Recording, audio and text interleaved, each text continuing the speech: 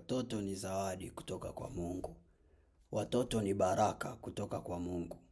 Watoto ni neema kutoka kwa Mungu. Watoto ni tunda la Roho Mtakatifu ndani ya ndoa. Watoto ni furaha na chanzo cha amani katika familia.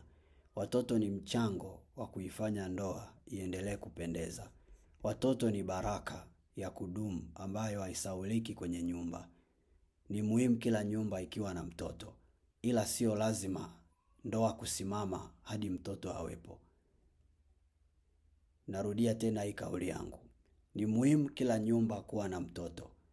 Ila sio lazima ndoa kusimama mtoto akiwepo. Kuna baadhi ya ndoa hazijasimama kwa sababu zimekosa watoto.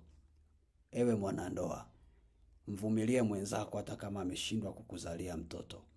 Kwa wakati wa Mungu, Mungu ndiye atakayeamua ni lini muwe na mtoto.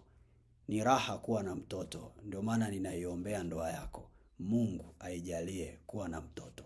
Katika jina la Roho Mtakatifu, katika jina la Yesu Kristo, katika jina la Mungu aliye hai. Mungu afungue mlango kwenye nyumba yako, uwe na mtoto. Amen.